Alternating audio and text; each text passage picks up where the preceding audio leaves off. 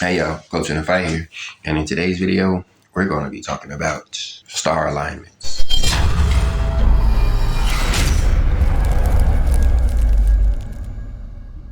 Now, we're starting over here in Joshua chapter 5 because I saw something really interesting, or I should say it was brought to my attention in my sleep last night. But I woke up looking to confirm that the events around Jericho, the fall of Jericho, happened after the Jubilee year had ended. We're in the Jubilee year now, here in the year 2024, early 2025, and we're waiting for specific events to happen. That's why we're looking here at star alignments. But when you look in the book, in our example that we were given in the book of Joshua and how things go down when we go through these shifts in spirituality, or whatever you want to call it, we see again that it happened there after the Jubilee year had ended. You see in verse 10, it says, "And the children of Israel encamped in Gilgal and kept the Passover on the 14th day of the month at even in the plains of Jericho."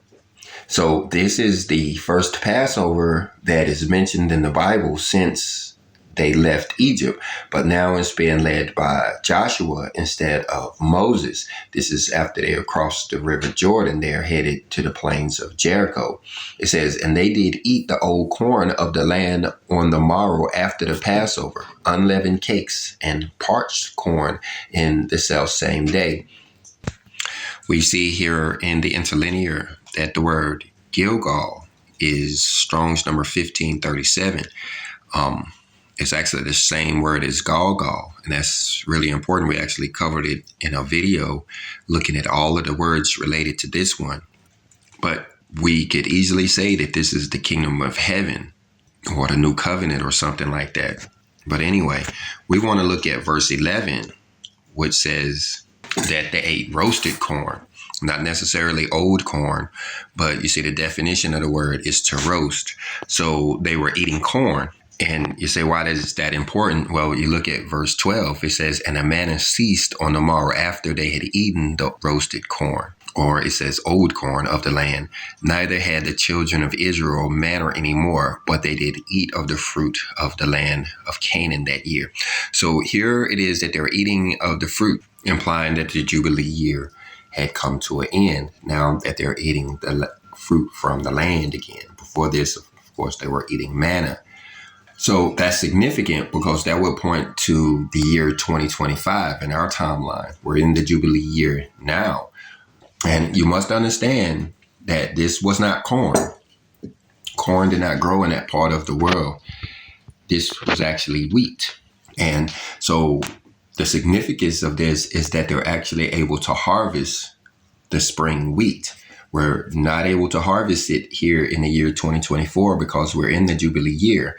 But anything growing out there come spring in the year 2025 is going to be free grain. We will be able to harvest it even with machinery and such.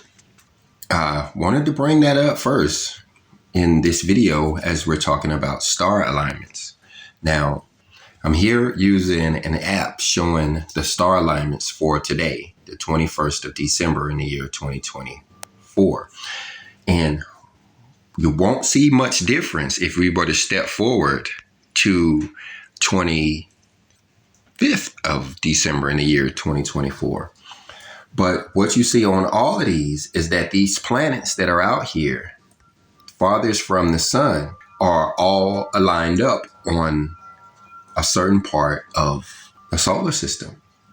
They're almost all right there within a third of the solar system. If we see the righteous planet there, we see the 9th planet out there.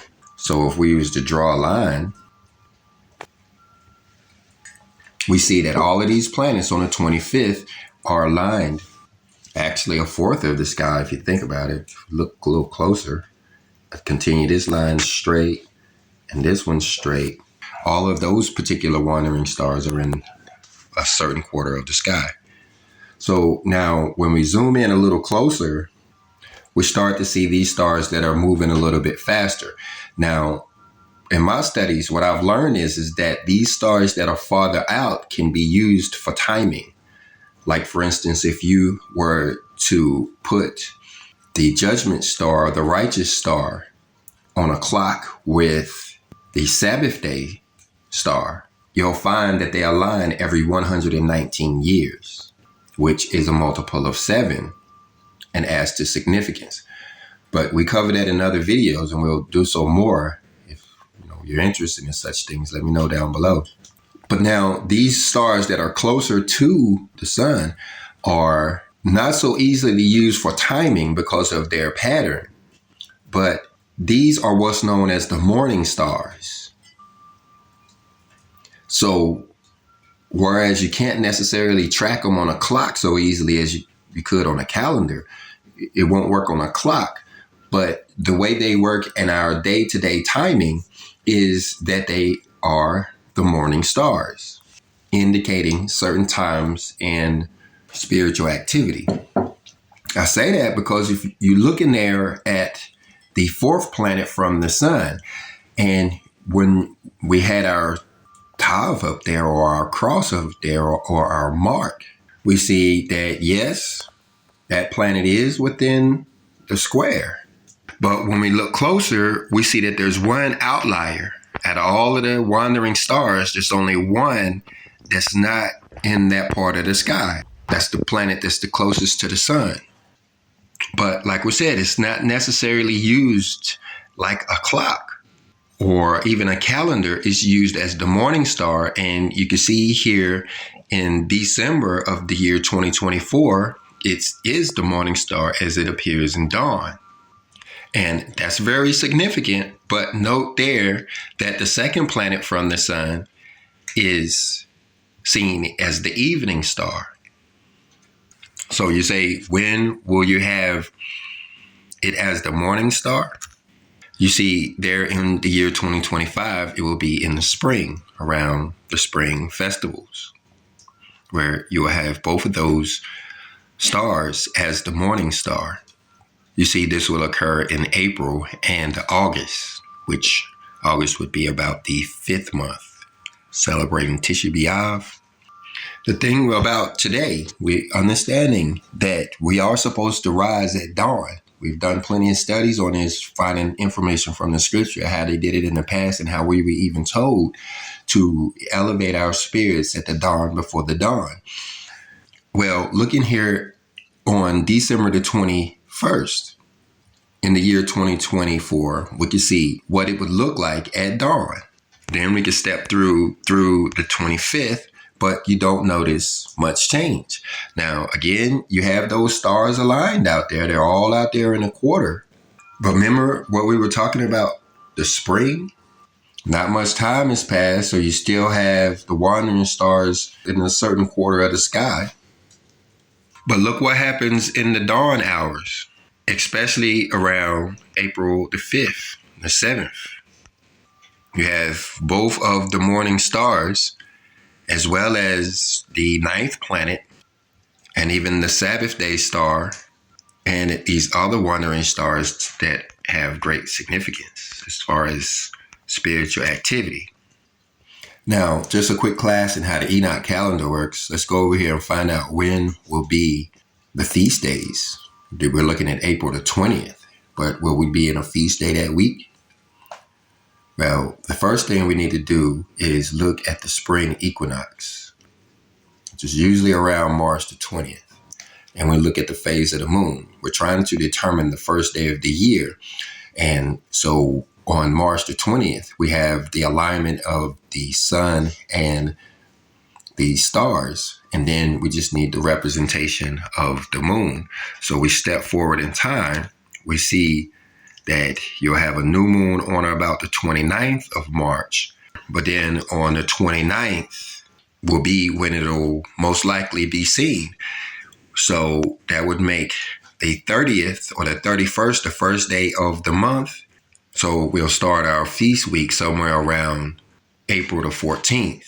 And yes, that's when we'll be seeing a lot of this activity, the rise of these morning stars. And then you see on or about the 24th of April, we'll start to get prepared for the new moon again, which should be seen around April the 28th. And then you see around May the 15th, one of the morning stars starts to go away. And I'm just curious as to what the dawn sky would look like in August. So looking here at August the 1st, we have one morning star there, right beside the righteous star, or the judgment star. But then we don't see the other morning star to arise until around the 17th or the 18th. But we see the new moon to appear somewhere around the 24th of August, which would make it the 5th month. This would be the morning of the first day of the 5th month, 2nd, 3rd, 4th. And you see we have the morning stars there. So that will be a time of enlightening for those who elevate their spirits. But remember, these morning stars are windows, and as we see, the window starts to close real quick around August the 29th.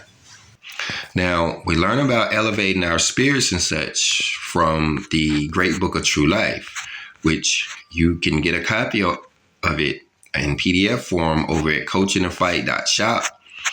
Just scroll all the way down to the bottom of the screen where we keep all of the free stuff, and you'll find a download of this book, all 12 volumes of the Great Book of True Life.